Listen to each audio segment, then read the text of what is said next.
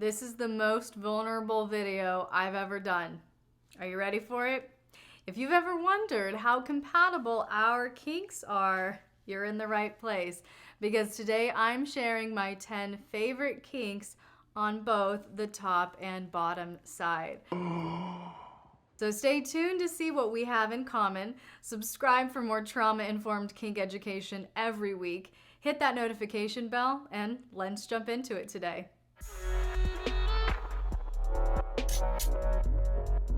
Now, these are in no particular order, but the first on my Femdom list is submissive training and behavior modification, because for me, that's the crux of domination.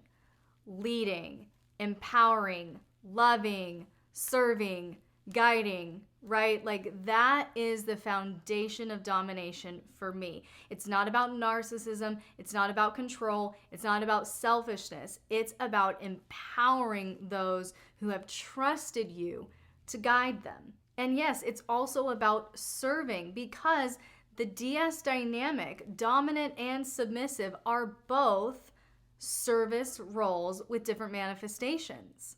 Service-based leadership is always how we build initial devotion and how we maintain devotion. So yeah, for me, submissive training and behavior modification is it. It's seeing the best in that submissive and calling it forth, having such a clear vision of their potential that you have the strength to guide them into it. It's all about oversight and not control. It's like, I'm up here, right? I see you on this level. I see you on such a high level. I see who you can be. I see the gap between where you are and where you could be. And if you trust me enough, if I've built that trust and I have that say in your life and I have that authority in your life, you've given me that power. I want to guide you on that path. And that's an incredible, incredible gift, an incredible honor, and one that I do not take lightly. So if you want to lead with this kind of power, my fabulous Femdom bundle includes a checklist with over 300 kinks, a Femdom energy and aesthetics guide, my new kink arousal guide to really understand the psychology of seduction, and much more. Grab it now on Patreon. The link is in the description. Domestic service is also wonderful for me, just practically speaking, because I'm incredibly, incredibly busy. Service, doing chores, laundry, cooking, cleaning, all of that is just such a delight. When I had my in-home submissive recently, it was beautiful. Every night, working upstairs and then smelling that delicious dinner waft up to my office. Oh, a beautiful way, a beautiful cue to check out. You're done for the day. So domestic service for me, just because I am such a busy entrepreneur, is a great gift. Acts of service are a great gift that I do not take lightly. I also love tease and denial, because for me, this creates such a fun power gap. It really hits my dominant arousal because it speaks to a sense of entitlement. Like, I want to train entitlement out of my submissive. And tease and denial does that in a really fun, pleasurable way for me. For the submissive, it hits the pleasure centers of their brain with those small doses of arousal and satisfaction and pleasure. But they're also reminded that their pleasure is ultimately up to me. There's this reinforcement that, yes, your behavior earns you rewards, and a reward in a dynamic with me is pleasure, is release, but you are not entitled to pleasure. You are not entitled to pleasure. So tease and denial is a way for me as the dominant to really hold that thought in a beautiful space. I can tease you all I want, but you do not get release until I say so. And you better thank me and be grateful for what you do get when I do give it to you. That's how you ultimately earn release from me. Gratitude, humility, surrender. And that really brings me into my next one, which is orgasm control. Big fan of orgasm control for really a lot of the same reasons, but in a deeper, more intense way. So this one really speaks to that deep sense of, honestly, masculine male entitlement, where men might feel entitled to objectify women, lust after women, look at women. I don't tolerate that. So the orgasm control and chastity interplay is very important and very powerful to me because it reinforces that power gap in a very visceral way. I can tease, but I hold the ultimate say, the ultimate authority as to your ultimate experience. And it's a beautiful way to also reinforce the sense of personal responsibility and self-control in that submissive, in that man. I had a submissive one time who bought me a new Apple Watch, and I would allow release when he was pleasing and obedient and all of that, but I would require him to record his heartbeat through the watch every time he did it and then send it to me. And it was a way for him not only to be mindful of me the entire time, but also a really great act of long distance connection. Like, whether you're physically with me or not, I get to feel and hear the unique pattern of your heartbeat every time I give you the privilege of pleasure. That heartbeat is mine. The only reason that that heartbeat exists at that pace and at that rhythm is because I gave you permission. And that's just a delicious concept for me. And if orgasm control is as a delicious concept for you as it is to me, check out my Creative Chastity bundle on Patreon, which features a checklist of over 150 degradation and humiliation play ideas, a 30-day chastity challenge, bonus videos, and so much more. Grab it now using the link in this video's description. And then finally, on the top side, one of my favorites is degradation and humiliation play. I don't even have to try for those to come out verbally. I've actually had to work incredibly hard throughout my life to adjust my approach, adjust how I resolve conflict, to soften my approach because, believe it or not, I'm naturally incredibly direct. And it's really because I don't like conflict. I am a very sensitive soul, believe it or not. I'm a highly sensitive person. I'm an empath. I do not like conflict. And so for me, it's about let's get it out of the way as clearly and effectively as possible. And as well-intended as that approach may be, it's incredibly intimidating and intense to many people. And so I've really had to soften my approach, and I'm sure you've seen it over the years on this channel. As I've been refined, as I've matured over the years, it's just a natural part of growth in every one of us. But in Femdom, I don't have to be careful. I can know your limits. I can know the words and the phrases that are completely off limits. I know where the line is. And then I'm free to run my mouth. I don't have to worry about coming off too harsh or too aggressive because it's welcomed and invited, and it's actually a point of arousal. Next, we move on to some of the favorite ways I like to check out on the bottom side. And that's exactly what this is for me as a dominant woman, a deliberate point of rest and release into a soft, feminine headspace. I really have no desire to take on a submissive role where I consent to being molded by another. And there's a big difference between the two. So one of my favorite ways to check out is through bondage. And for me, I'm not picky. It doesn't matter what kind of bondage it is. Verbal, predicament, shibari, suspension, a cute little pair of handcuffs that you got on sale at Walgreens on Valentine's Day. I really don't care. For me, it's a matter of silencing the mind. Because I consider myself a dominant switch only in the regard that my switch point is a sexual bottom, in the sense that I don't want to be in charge. I'm tired. I'm tired of being panned out. I'm tired of calling all the shots. I'm tired of having all of the answers. Running a business, coaching people, working with submissives, training dominants, having all of the answers, Q&As and group coaching, and always being on. It's a lot. And so for me, it's tiring, and I need a place where I can go, nope, I'm not going to be responsible anymore. And so this is kind of the bottom space for me. I'm tired of having all the answers. I'm checking out. Because female domination has never hit my sexual arousal. It's only ever hit my dominant arousal, my cerebral arousal, all of that. So there's no sexual tie for me in femdom. It's a very different experience. So I can't get to that check out place on the top side that I need to just rest. When you cannot physically move, even though your mind is going, I need to do this, I need to do this, what about this, what about this, planning the next thing, all of that preoccupation to the max, right?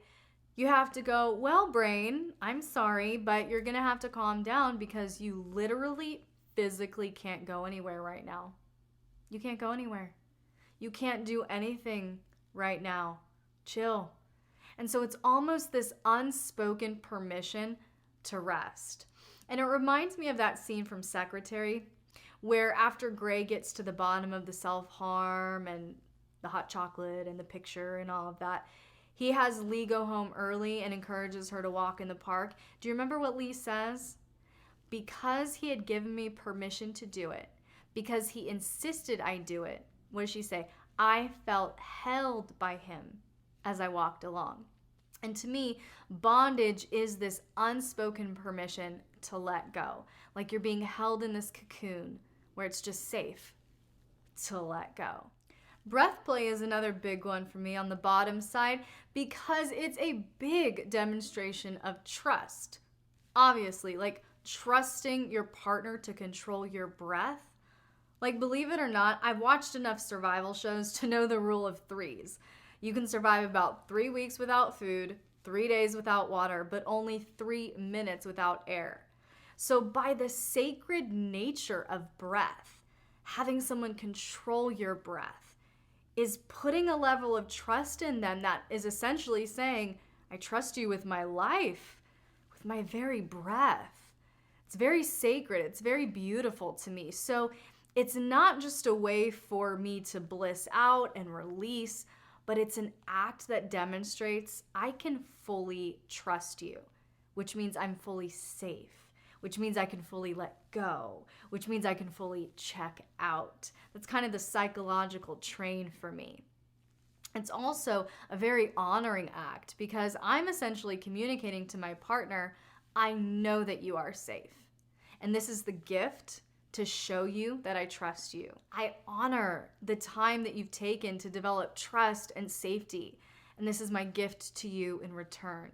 So yeah, it feels very sacred to me. Tease and denial is next, and that's also a big arousal point for me on the top side in dom space. But on the bottom side, it's a fun way for me to challenge my own ability to chill the fuck out and not have an agenda. I'm serious, because it positively reinforces the thought that yes, I might want something, but I can't always get what I want when I want it. And this speaks to a huge psychological angle for me as a top, as a dominant, as an entrepreneur, because I'm always going after more. I'm always going after the next goal. I'm never satisfied. I'm never just like, okay, I hit my target, I'm good. No, it's like, okay, that's my target, I hit it, what's next? This was my goal for my submissive, we hit it, what's next? This is my goal for me and my personal development, I hit it, what's next? And so tease and denial is like, okay, you might want the goal, you might want the release, you might want what you want, but honey, sometimes you have to wait. And that's a really important lesson for I think all of us, but I'm speaking for myself. That's a really important lesson for me to remember, that I will have to wait in life. And honestly, it's good because it breaks down that toxic religious argument about performance and striving to be loved, striving to be accepted, striving to be safe. And it's like, you know what? This is not a reflection of my performance.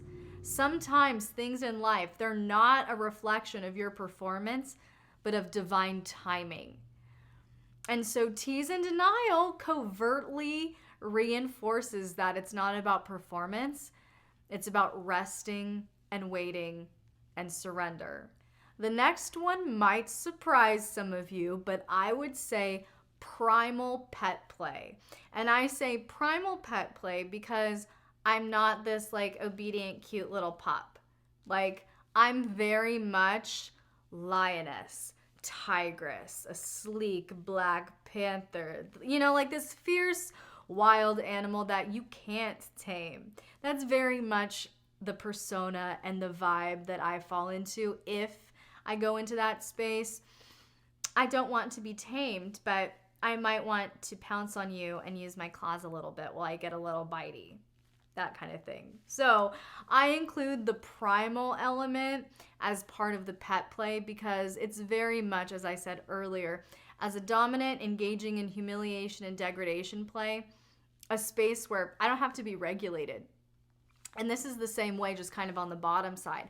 I don't have to think, am I being too harsh? Am I being too aggressive? Am I being too intense? It's very much like I can tap into this animalistic, primal space, but I add the pet element to it because I don't want to engage like this independent lone wolf that wants solitude. No, I want connection. And that accounts for the pet element there. So it's like, yes, love me in my wildness, love me in my ferocity, and be secure enough to let me be free. And if pet play appeals to you in the same way, you'll love my Everyday Pet Play bundle, which has everything you need to establish a thriving pet play dynamic with a visual position guide, an extensive list of pet play treats, feeding guidelines, a food play game, full-length pet play erotica, and more. Just go over to patreon.com/lxerotica to start tightening the leash in your dynamic. And sensory play is last on today's list, and this really is about tapping into my body. You know, most of the angles that we approach kink, relationships, and sexuality from on this channel and on the Conscious Kink podcast, etc., is trauma-informed because I have lived through decades of sexual, emotional, religious, and narcissistic abuse from the time I was a little girl. So as you know, if you've experienced trauma, if you have PTSD, complex PTSD, if you're going through the recovery process, etc., tapping into the present is so powerful. And tapping into your body again is everything. So for me, sensory play is like an express ramp to tapping back into my body and being 100% present. You know, if you remove the ability to see, all your other senses are heightened. If you remove the ability to hear, all of your other senses are heightened. And so again, all of these have a very deep psychological and emotional tie, and that is how I approach kink education here on this channel and throughout my entire platform, Patreon, my website, etc. And I would encourage you to check out my website, MsLX.com, and my Patreon community, where you can get even deeper kink education and join a thriving global community to walk with you on your unique journey. Because it's the nuance of the soul, what you've been through, what safety means to you, what really makes you feel connected emotionally, that are the driving factors behind really beautiful erotic partnerships. So can you relate? Do we have some of the same favorites? I would love to hear your thoughts in the comments, and you can now check out our new YouTube memberships tab on the homepage, where you can support future content, chat with custom LX Army emojis, get early access to exclusive videos, and more. Thanks so much for watching, and I'll see you in the next video.